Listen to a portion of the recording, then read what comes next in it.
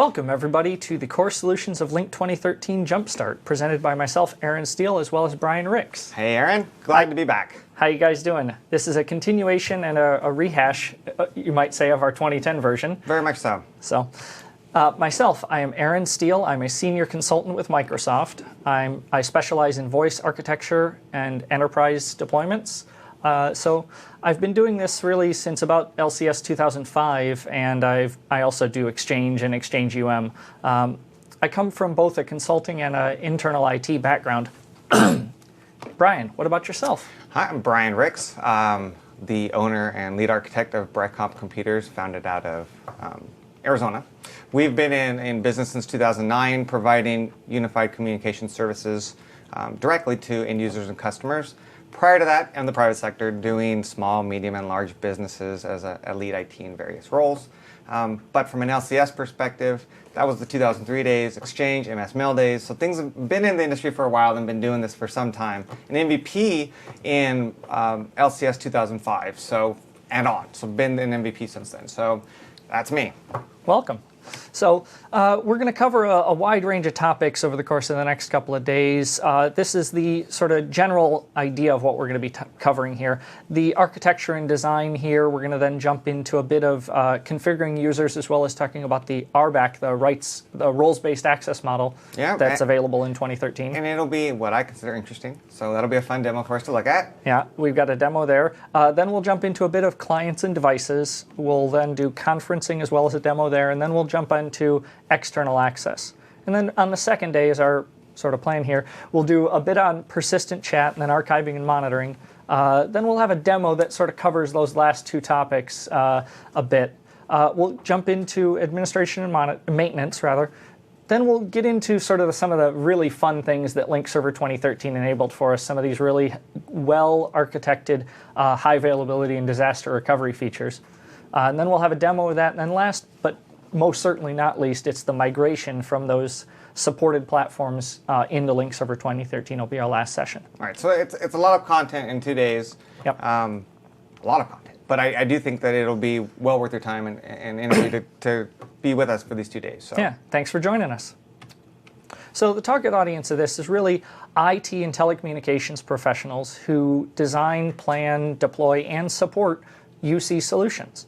The idea is we're looking for, and we would like to help those people who are experienced and who are looking to get certified in the Lync Server solutions.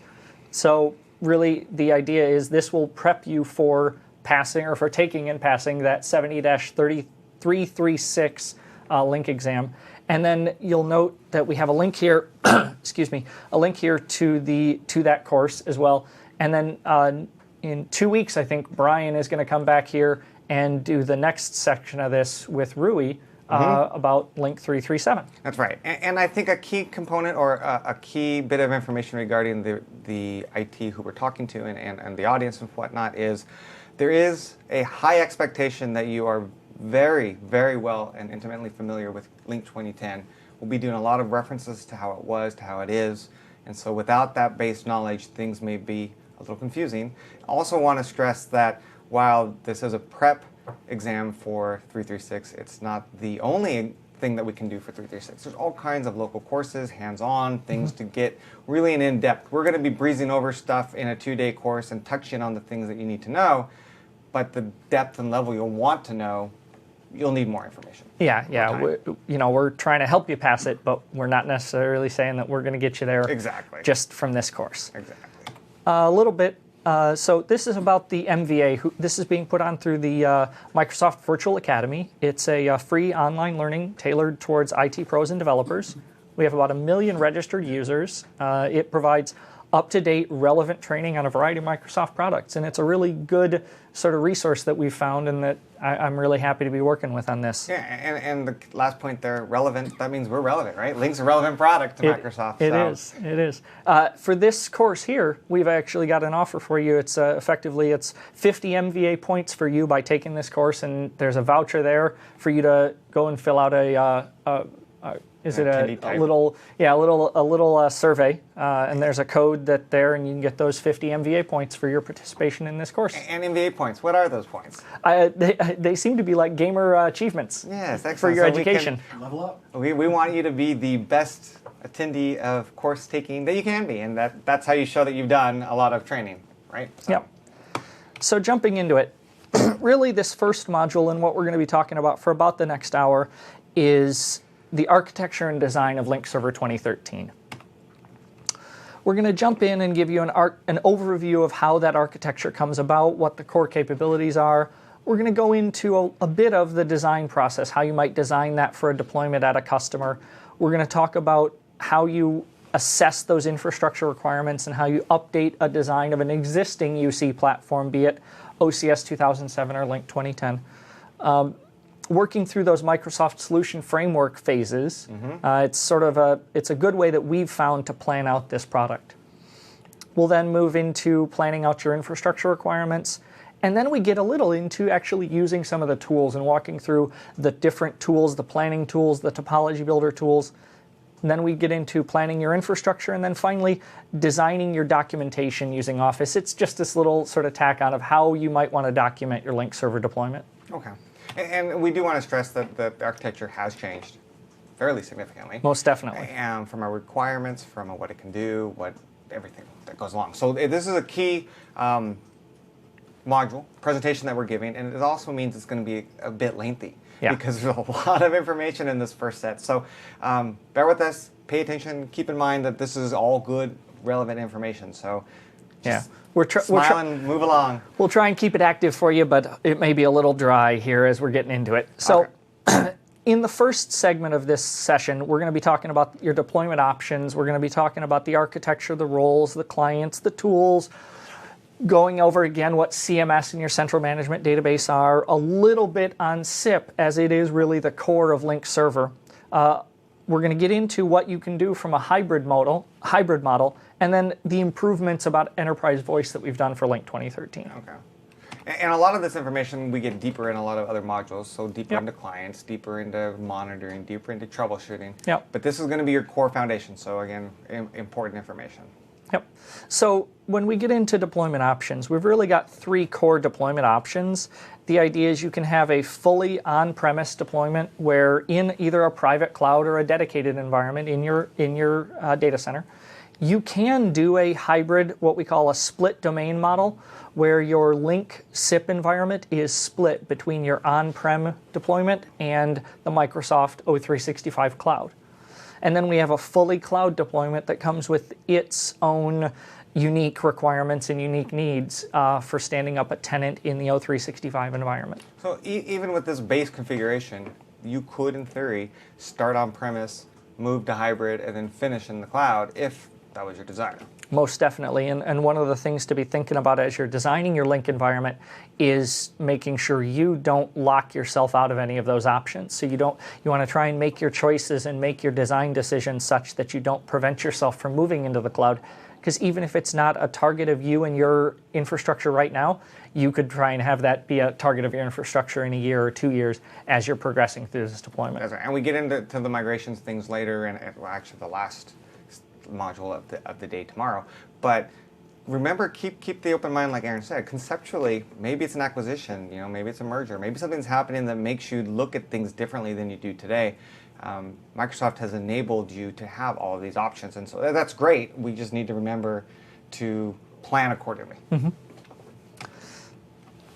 So this slide really talks about the Lync architecture, and that's a big slide. It's a big slide. It talks about all these different pieces and different components of your infrastructure that Lync depends on and interacts with. It talks about the, cloud, federated parties, public providers, what different endpoints you can use, Active Directory, maybe MIIS or FIM. It might talk about Exchange and voicemail. SCOM, DFS, right? certs, Office web app servers, reporting and monitoring, your gateways, your PBXs. The amount of things that Lync architecture touches and interacts with is pretty massive. But when we're talking about 2013, the big thing we need to remember is we have done a bit of server role consolidation. We no longer have that dedicated AV pool.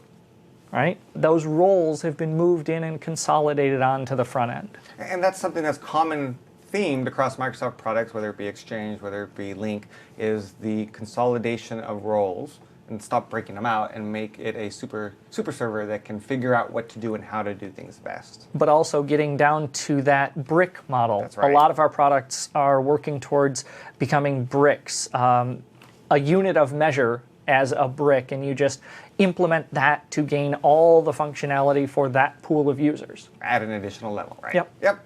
Yep. Server roles.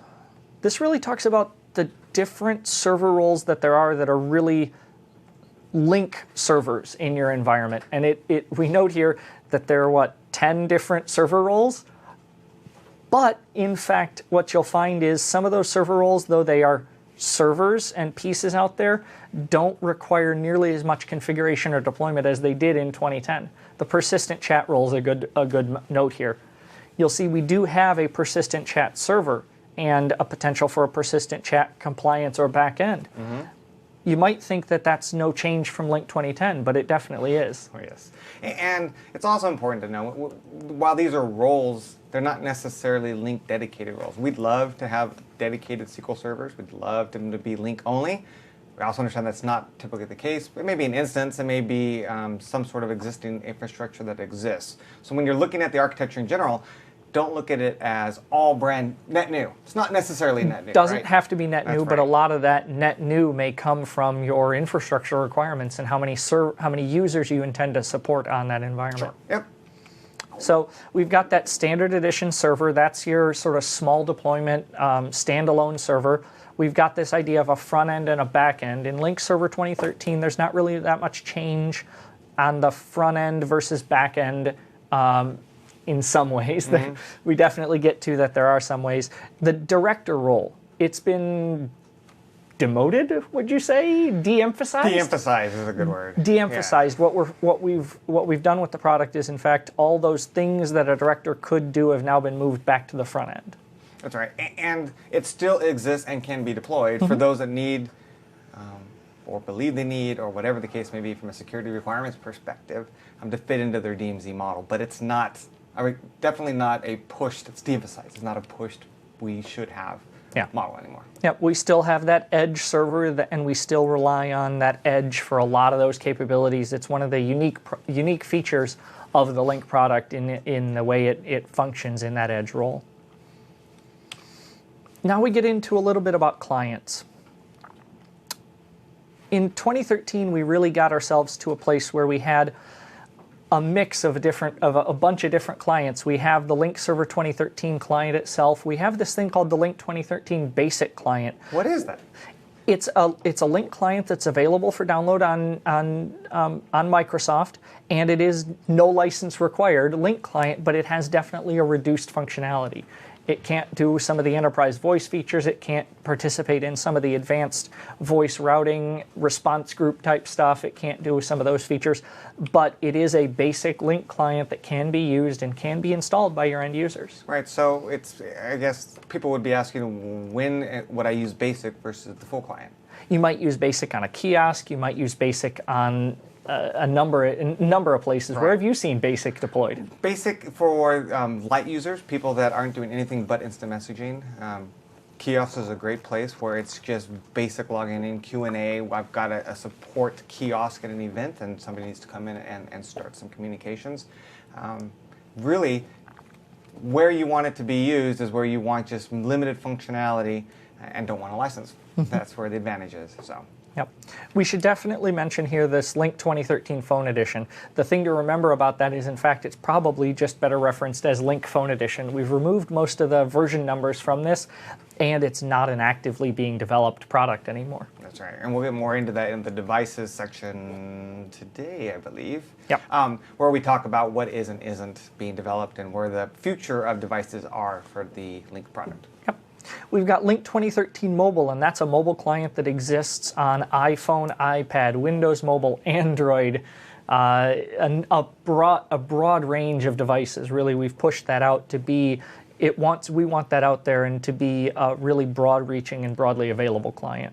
Yeah, and that's something that, again, is no license for. So this is something that users can download. That's the Windows 8 client. Yep. That's the smartphones, pads, whatever the case may be. There's actually a different Windows 8 client. That's the Lync Windows Store app. Well, there is we do list that specifically, right? Yep.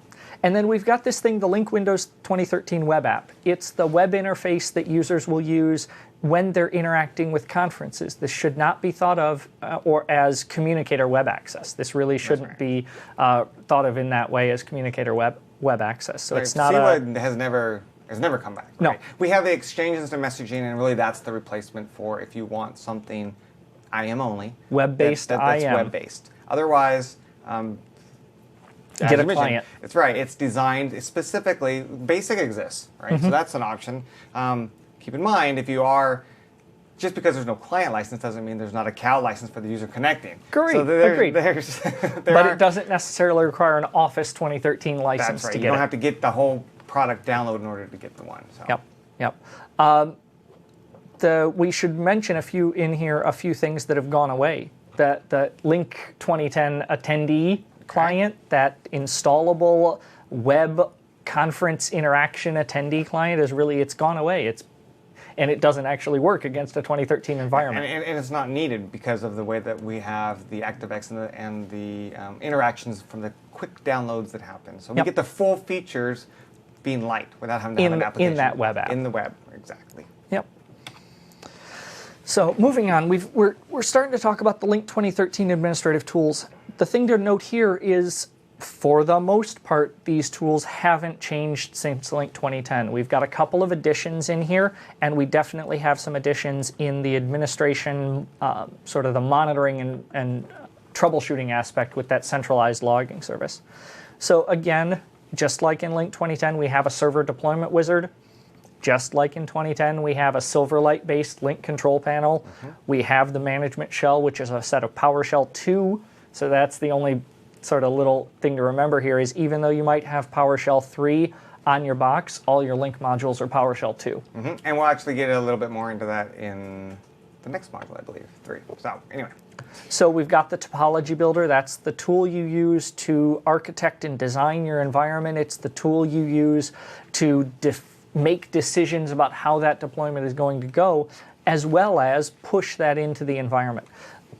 Just like Lync 2010, Lync 2013 is a unique product of all the products I've ever interacted with Microsoft, where you make all the decisions about what a server is going to do before you install the bits on the server. Yeah, which makes deployment awesome, and it makes it fast. So I mean, we definitely get into the environment where you could easily deploy servers anywhere, and anyone could do it with the right roles in RBAC, which we'll get into a little bit later. Most definitely.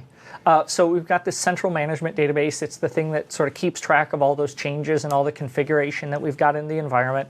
Again, much better roles-based access control that we've got. It's granular, it's configurable, it's customizable. There was technically RBAC in Lync 2010, but it really was simply placing a user in a role, not really customizing what a user in that role can do. That's right. Microsoft decided what people could do based off of a name or a function, and if that didn't work for you, that was unfortunate.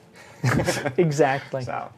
Again, just like in Lync 2010, we leverage DNS load balancing as much as we can. There's a lot of functionality around that, a lot of capability around that built into the Lync client. And just like in 2010, we stress that DNS load balancing is the preferred method for load balancing in majority of scenarios. But with that being said, one should note that hardware load balancers still are required for most HA scenarios in Lync 2013. That's right. We still have the web dependencies, and so none of that's gone away. And so that's still going to be just like 2010. So, yeah, we've got this thing, the Lync centralized logging service. So the Lync centralized logging service. The CLS. Yeah. Conceptually, it's a great idea, and it typically works very well. Yeah. It's a scenario-based logging tool. So in Lync 2010, we had the server logging tool. It would go out and you would tell it, I want to log this portion of the Lync protocol. I want to log SIP or S4 on this front end. And if by chance your communication was happening on a different front end, you didn't get that. So what they've done in the centralized logging service is really move that into a scenario-based. So you say, there's the always-on mode where it's just logging little bits of things always on every server. Then you move into and you can do some things with the, and I think you'll get into the CLS some in the monitoring and session, so I won't go too much into it here, but it's really nice. You can say, I want to troubleshoot voice and voice calling in my environment, and the CLS really reaches out into the different components that are necessary to log a problematic voice call in your environment. That's right, and across all servers, all pools, whatever. Well, Edge servers, mediation servers. And then brings it into a single view. I mean, again, bringing the barrier down of you had an 8-server pool plus a 15-server edge pool, and you had to go ahead and figure out... mediation servers. Yeah, and you had to go and start logging and go to each server and start, and then stop, and then look at each one and then figure pull out where them all at. together and find your call. It was that's complex. where this is what it addresses, and it's a great addition to Lync 2013. So. Yeah, as Lync 2013 in that brick model for those large deployments grows out into many servers, this really makes it so you can actually troubleshoot a call. Oh, not just a call, anything. A communication. A communication, yes. So again, in Lync 2013, we have this central management database, the CMS.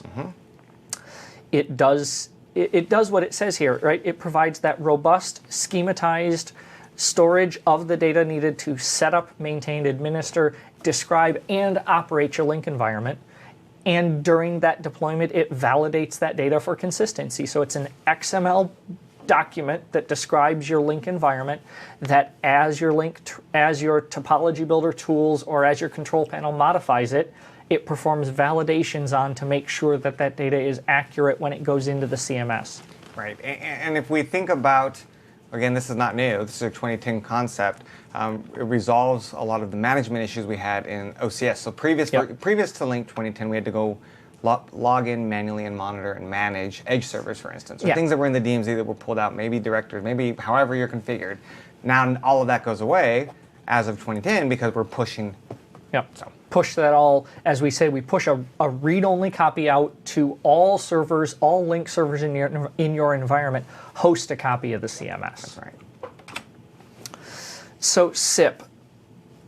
SIP isn't anything new to the OCS or Lync environment. We really just want to make sure everybody understands that Lync Server 2013 continues to go down that path of using SIP and using the SIP extensions and using the protocols to do its work.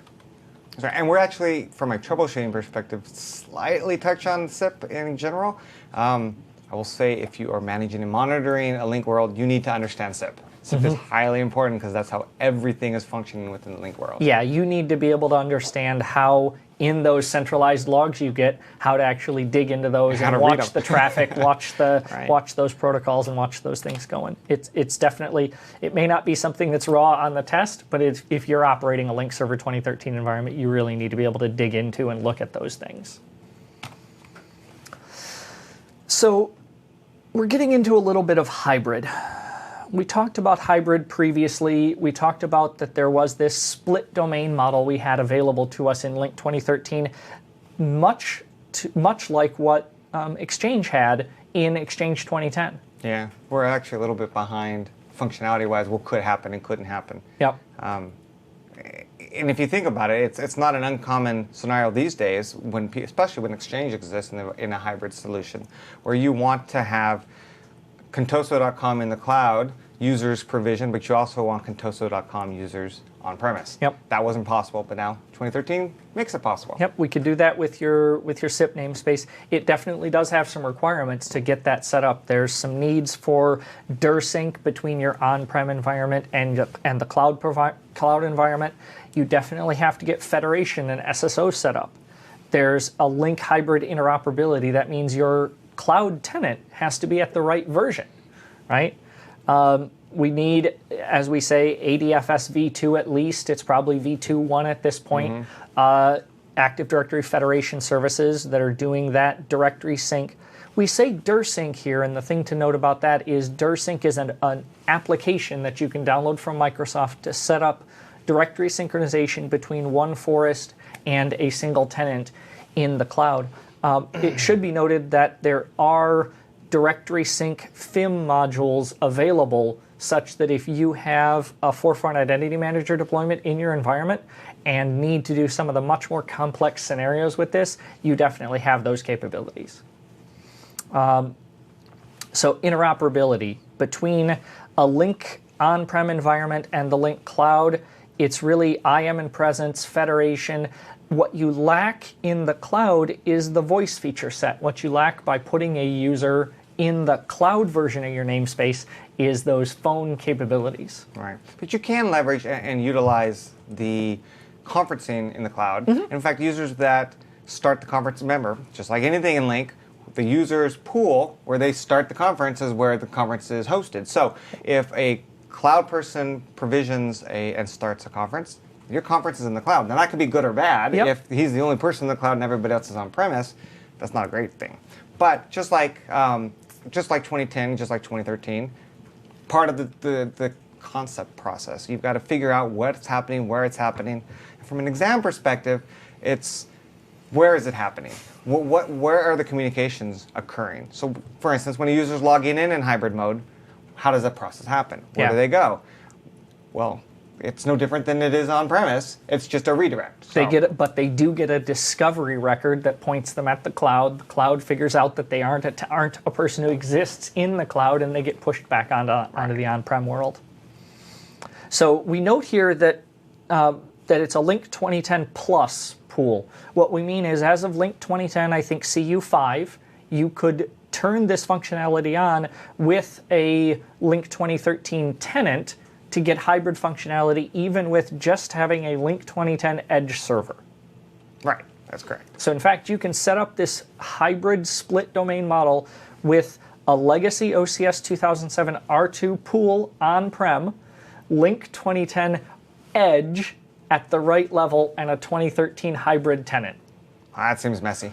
It seems messy, but it's technically can work, though we start getting into then try existence, and it's not necessarily a recommended thing. That's right. I mean, when we're looking at anything here, obviously our preferred model would be your Lync 2013 on-prem, your Lync 2013 through and through. Therefore, when you're connecting to a 2013 cloud tenant, everything just functions, and you're not fighting what does and doesn't work. Right. So. Right. Because even though we say this is a possible deployment, you'll definitely find if you deploy like that there are going to be some things that users expect to work that they won't work in the way they expect. So, Enterprise Voice in 2013, we definitely made some incremental improvements to the routing engine and to the capabilities, but when we think about it, Lync 2010 was the major release for Enterprise Voice. It was the focus of Enterprise Voice, or Enterprise Voice was the focus of the 2010 release. Once we get to 2013, it's really an evolution of that. We support this thing for M-to-N routing. So, Brian, M-to-N routing, what would you think of that? M to N, many to none. So it's the idea that there can be a many-to-many relationship between your gateways and your Lync mediation server pools. Right. So we have many, it gets to that kind of cross world where any mediation server can talk to any gateway multiple times. So you get fixes a lot of the limitations we were getting around when we weren't using TLS with DNS records and making up places we were going. Yeah. All going to the same place, but we had to create records to make it look like we weren't. So we have improved caller ID management. This is really that we get a lot more granular control on the outbound side of a call. In Lync 2010, you only really had the capability to change all outbound calls exiting via that gateway to a single number. In Lync 2013, we give you a lot more control on that outbound call to be able to do regular expression-based digit manipulation. And that's important because prior to 2013, a voice gateway was required to do a lot of this, and you know, rightly so. We needed the functionality. You had to get a gateway. Now that functionality can be moved, and it has been moved directly into Lync 2013. So a lot of that functionality we were missing before, now it's there. Most definitely. When we talk about improved delegate routing, this is really more an end-user feature. This is the team call and team delegation and personal delegation and team ring functionalities that we've really improved in Lync 2013.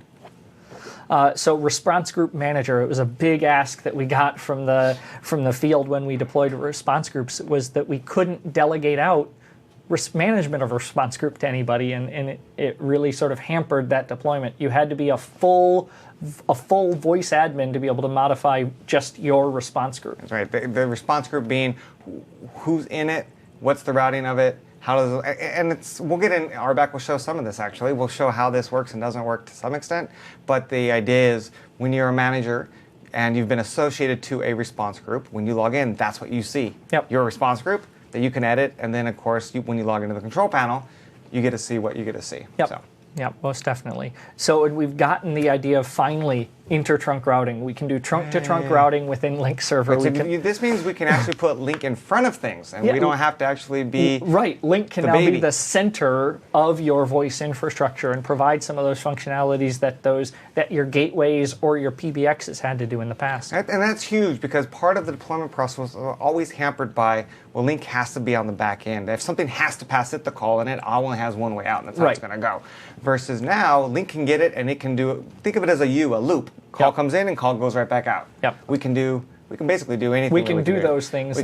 Much more capable of doing those things in Lync 2013 than we were in 2010. It's a huge that's a huge architectural change and addition. Yeah, most definitely. So we've got this idea of hosted voice. So in the O365 cloud, if you look at it today, you'll see that there is what we call a link to phone provider in there from a company called Telefonica or Jaja.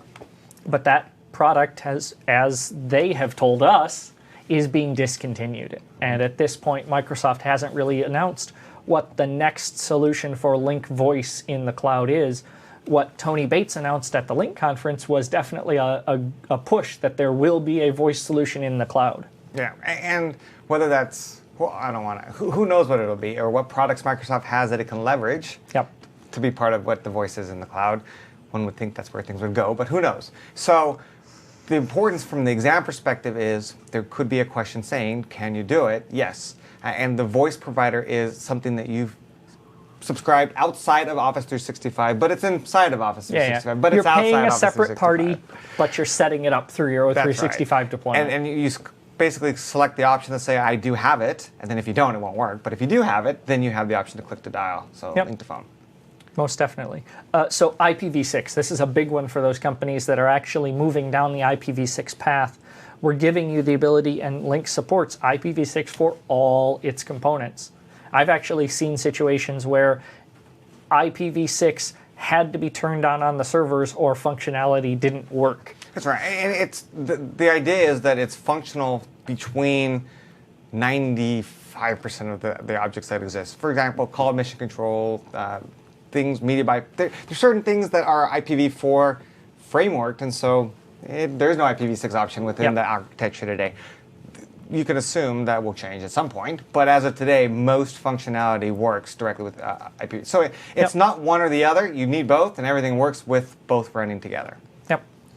So VDI is a big push that we had for this product, and we got audio and video in those VDIs in those thin clients. And the scope and limitation is to Microsoft products. Keep that in mind. We're talking about a Windows-based a Windows guest. Terminal. A Windows guest. Terminal guest. And so we're not talking about third parties. We're not talking about other vendors that may have virtual environments. We're talking specifically this works with Microsoft's environment and works extremely well. So now we're moving into getting into some of those more core capabilities of Lync Server 2013. We're going to talk a bit about the different conferencing clients that we've got available and talk about some of those different external user scenarios and capabilities that the Lync Server 2013 core infrastructure gives us. So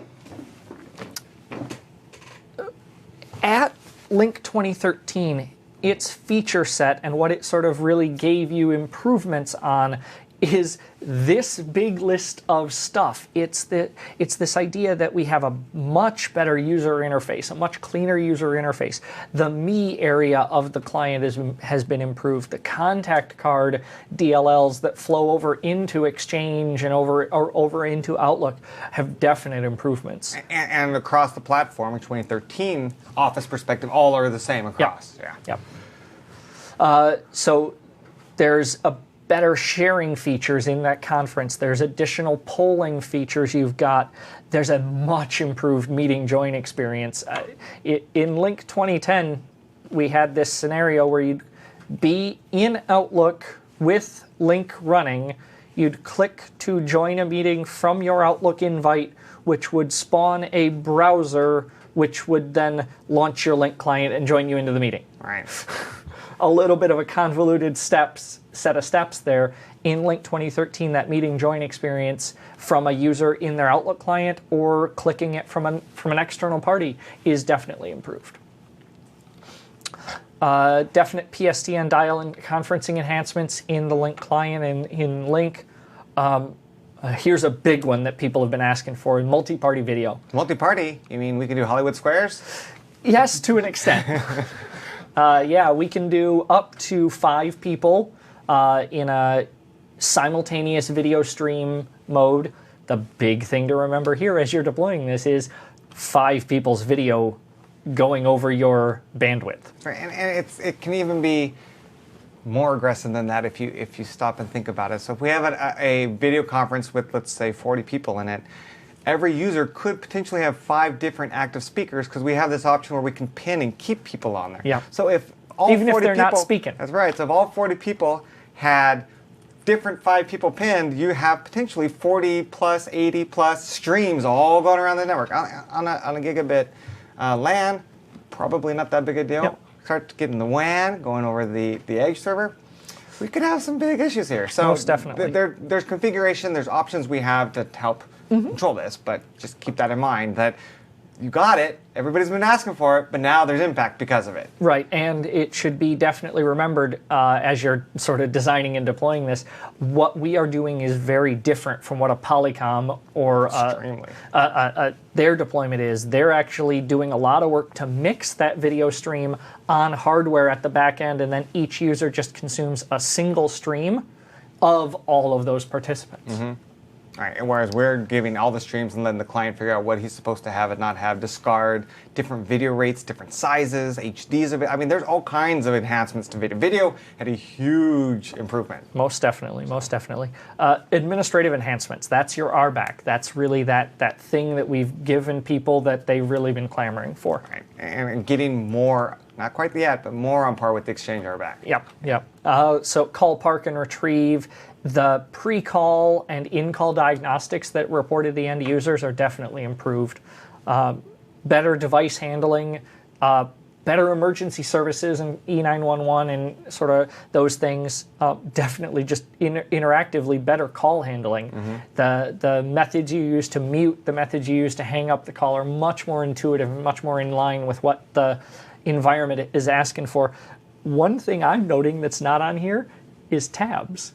In the Lync client itself, a huge request. Yeah. And you can understand. So if I'm a sociable person, I like to talk, I like to IM, I like to chat. I could potentially have tens of windows opened up at the bottom and trying to figure out which one's blinking and going through, trying to select. It could be very cumbersome. Tab view brings all of those into a single client and they highlight and go, flashy dark and when then you need it. And then it has a really good interface for popping those out that are doing voice or doing conferencing, and then popping them back in. Mm-hmm. Yeah. It really was a great feature set that had a lot of challenges during the development process. It's a great functionality and great feature to have today. So, and we'll also point out it is optional. If you don't like that, if you like to have 20 flashing blinky things at the bottom of your screen in your task manager, keep them. It's up to you. But if you're like the majority of people, you'll turn on tab view and let it go from there. So we'll get into a little bit about what those features are here on these next couple of slides. I think Brian and I covered them, but they're in this slide deck for you guys to use and consume as you want to. Okay, so again, we're covering what those features are and what the enhancement was in Lync 2013. In Summit. So sometimes we don't even say what the enhancement was, it's just a feature. Well, Yep. The feature was there in 2010, it's still there in 2013, so, yeah. Again, same thing here, just talking about those different things that are available. Conferencing clients. That's quite the set of check marks there. Well, and it's one of those things that, you're using the Lync 2013 client, everything's going to work. That's the de facto. When you're looking at when I do something else, what do I or do I not get? Here you go. And in fact, here's the 2013 basic listed, so you could actually see. Oh, I don't get to do multi-party IM. I don't get to share my desktop. There's a lot of things all of a sudden you lose, right? Right. And that's again on purpose. It's just the free client that gets you basic IM. So. Yep. The Lync Windows Store app there, that's the Windows 8 Store app that is the full screen, modern UI interface for that. And works well. Yeah, when it works really, really, really well. Most definitely. And then we've got that Lync web app. And I really like that the feature parity between the Lync web app and the Lync 2013 client is there. The thing you have to remember as you're using that is it's not going to work for one-to-one IMs. Right. It's a conferencing client. And it's a consumption client. And by that we mean there's no way to start in the web app and start a conference. You've got to join a conference with the web app. And that's, again, on purpose. Yep. The idea is that you want to have nearly on par functionality with the on-premise. There's a plugin if you want some of the audio and video. If you want to share. And if you want to share the desktop and give some of the application views that you want. But if you don't, you can just start up the web client, click join, don't download the plugin, and off you go. You've got the IM and you're part of that conference. So it's a really quick, on par with some other parties that had their web join option. Well, now Microsoft has basically A much the full improved. part. Yep. Much improved. Much improved web join. And that's why the attendee has gone away. Right? There's no need for a fat client or a full version client. An installable client. There we go. Versus the web client. Now it's just the web only does everything. Yeah. So we get into external access scenarios and talk about external usage in a lot more detail in a slide later tomorrow, I think, later today. External. Anyhow, it's sometime. So, what do you notice on this slide that's a little different or that maybe improved, Brian? There's that thing in the upper left-hand corner. Yeah, the XMPP, right? It's the thing that in 2010 was actually 2007 R2's code, kind of mumble-jumbled together to make it work and not well. And it was a separate device that you deployed parallel to your edge servers. It provided no HA capabilities, no real functionality in that DNS regard. load balancing didn't work, so your internal edge servers had to now not be. I mean, it was there if you needed it. There was a solution, but it wasn't a great one. Yep. It's really good here that we've got this XMPP role that's been added to the edge servers and really enables that functionality and enables it across that load balanced, DNS load balanced pool environment. And keep in mind, and we'll get more externally, but same problem. If we have external partners that don't understand DNS load balancing, then we'll need something on the outside. HLBs. However, if you don't, or you don't care, then DNSLB works across the board for everybody. It's also important that XMPP exists on the edge servers and the front-end servers. It's a role that exists in two worlds, and so we'll get more into it when we get to it. So we've got this idea that anonymous users, that's your web conference join. We've got this idea, we've got a remote user who's a user logging in with their Lync client remotely from the LAN. They're out on the internet. Yep. And then pick. You'll notice that Skype thing there just got turned on recently. As the 23rd of May, as I recall, that it was actually officially announced. From a provisioning perspective, it's pick provisioning. There really is no difference. If you wanted to say Skype in your clients, you've got to make a little change within the backend infrastructure. But otherwise, if you were already, and important to know, if you're already pick enabled for MSN, you're already done. Everything's working. So for those that aren't, there is, like I said, as of the 23rd of this month, of May, 2013, there is the ability to go out and look and find that article, and it's a very simple thing to do. So. Most definitely. And then we've got this idea that just like in 2010, we had the idea of federated parties. We could have one corporation running Lync in their environment with their edge servers and a separate corporation running Lync in their environment with their edge servers. And from an IM a voice perspective, we can federate and get those two parties connected. And when we talk about federation, don't limit yourself to considering just external access. Federation can happen internally too. We have companies that sometimes, for whatever reason, again, mergers and acquisitions is a good reason, they'll have two environments, two different completely separate forests, but we federate them so that they get majority of functionality. And the good thing to note on this as you're looking at those external user capabilities is a full parity. If you're able to open the firewall between those two corporations' edge servers, you can get full parity between a remote user and a federated user. Which is fascinating. I mean, Yeah. talk about any other product. That's fascinating how Microsoft has gotten this to work with the Edge. So It's really nice. You'll see when we get into PIC and XMPP, there's a slightly different feature set between those two, and there's some check marks where you might want to see X's and X's where you might expect to see check marks. And then the big thing here is your collaboration and AV conferencing are the only things that web conferencing user, that anonymous user using the web app, is going to be able to participate in. right, it's the conferencing concept, and without it, there is no need for the app because there is no CWA or CWA Yep. anymore. So, Yep. yeah, and you can keep asking, but there's not. So Yep. change IM. That's how you get around it. So. Yep.